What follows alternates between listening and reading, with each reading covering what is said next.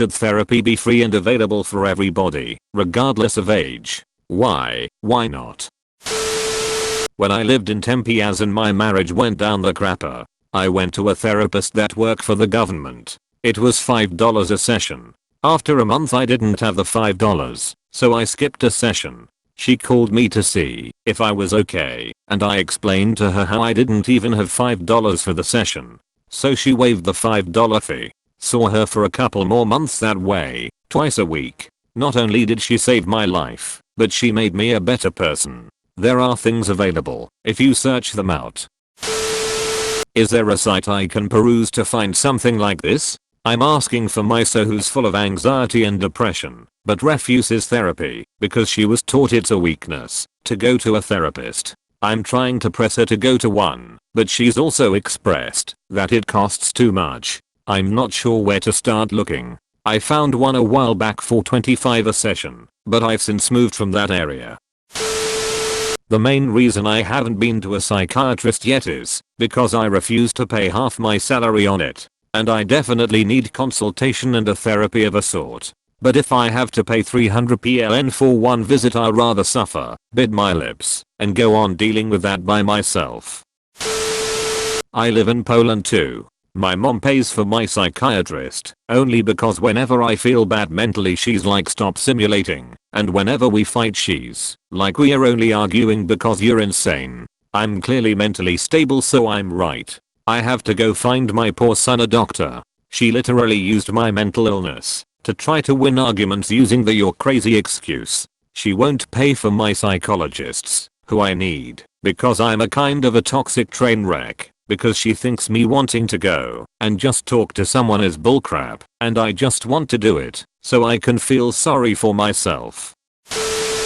Not sure if you know there is a difference between a psychotherapist and a psychiatrist. Therapy can be found on a scale rate and most therapists cannot prescribe meds. A psychiatrist can write prescriptions for psychiatric meds, but appointments tend to be very pricey out of pocket. For those who need meds, but don't have coverage, you can consult with your regular doctor and they can prescribe meds based on your symptoms. It's not necessarily as precise as a psychiatrist, but it is an affordable path for care. If you were on meds and they were helping, your GP would be glad to help. I'm a psychologist living in a country where healthcare is free, including therapy. You need to get a reference from your GP to attain free therapy though. It's not a perfect system, but I think it's quite good. Those who need therapy gets it. Those who don't need it, but just want it, have to pay. Edit. I have to modify my initial post as I see that it was a bit hastily written. Therapy is free for children up to 18 years old, but not completely free for adults. Adults pay $27 per session with a $250 yearly cap. If you spend more than $250 a year on therapy or any other health services, it's free for the rest of the year. As an adult you get billed $35 for not showing up to your appointment, and there's no yearly cap on that. What's the wait time for a therapist after somebody is referred? I find that one big problem where I live is availability, and that's without these services being offered for free, unless you qualify for a government program, or you're lucky enough that your work covers it. When you're depressed, or anxious, or suicidal, etc., booking an appointment is hard enough, but what makes it worse is that there's long wait times at most practices to see a counselor/therapist/psychologist/psychotherapist. In the 3+ weeks you might be past what was bothering you and apprehensive about therapy, or you might just be gone. You might find that the counselor you've booked an appointment with is a quack or just doesn't mesh well with you. At my university they offer counseling for short-term problems, but even that normally has a month-long wait time from what I hear. And that's just for common disorders like depression or anxiety. Don't even get me started on the 6, 12+ month waitlists to get diagnosed for illnesses like ADHD. I'm from the UK and have barely any luck with getting help from the mental health time. Years of trying, and I finally got an appointment. Turned up and it was upstairs in an old building, but I'm in a wheelchair and can't climb stairs. And they just said go back to your GP. The best help I ever has was from the hospital chaplain who was visiting the wards, and he sat and talked with me for about an hour and came back every day I was there. My ex-stepfather was very clearly having a breakdown after months of insane behavior, including hurting my mum and himself. She finally got him to the hospital and said there's nothing we can do and sent him home, and that was with a letter from the GP.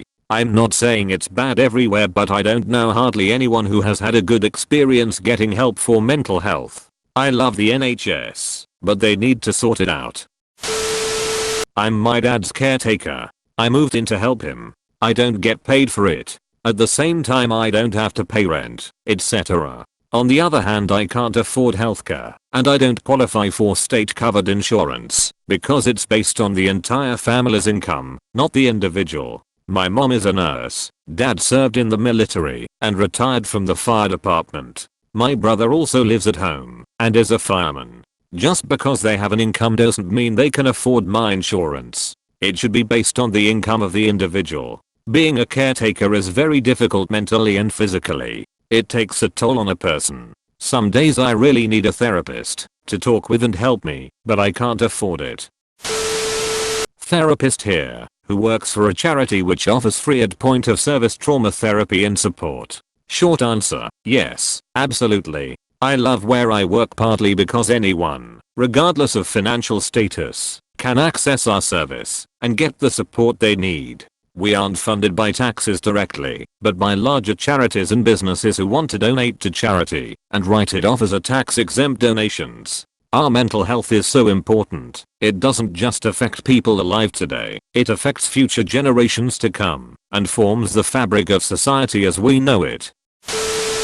I'm not saying no, it shouldn't be, but I will say that I'm not sure how to deal with it as an issue. I go to therapy and there are two major problems with it now, and it's something I pay to do. 1. Therapists are hit or miss already. Some of them are crackpots who have no business in therapy and did more harm than good, if I'm being honest. It took me changing therapists 4 different times until one stuck. The job already has a quality issue, so if you pay them less, I don't see a way to make it free without cutting their pay somehow and potentially lower the floor of entry. You will just end up with more shitty therapists potentially hurting people.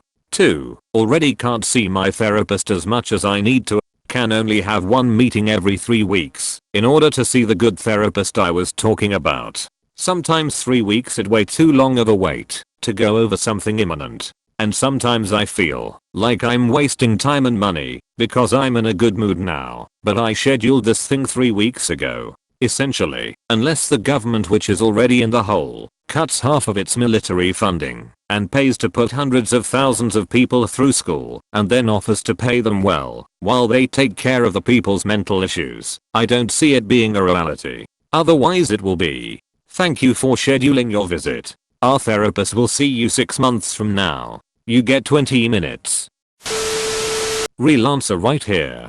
I think that this could also very easily come with therapy becoming more standardized, which is a bad thing, We see this with insurance companies already, where they just want everyone to fit neatly into their bureaucracy of codified diagnosis, codified treatment, when people's problems are personal and unique. You get a bureaucracy deciding how people are treated, that they should get better in X time frame, attempts to replace the whole thing with meds only, etc.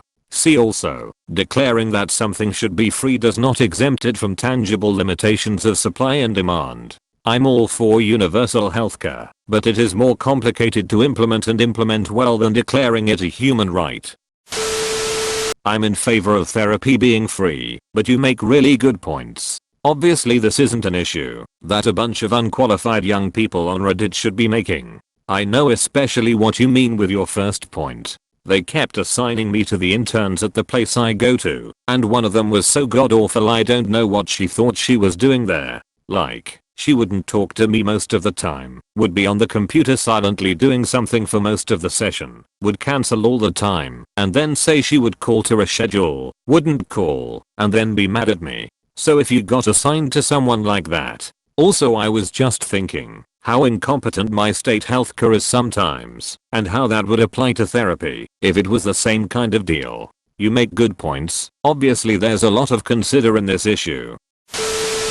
Much like healthcare, including dental work, should be free. Yes, I believe that all that sort of stuff should be free. I once went to a therapist to get help overcoming trauma. However, by the time I was done she had helped me with several other issues in my life, and I believe I'm a better person for it. I think most people could benefit from having someone to vent to and get honest help from. Like, this person isn't a friend or family, they don't benefit from yes-anding you. Their opinion, if they are a good therapist, is honest and probably what's best for you. I don't know why you included the age part of your question, but I think at most ages, we can benefit from having someone to guide us and help us deal with our emotions and our lives.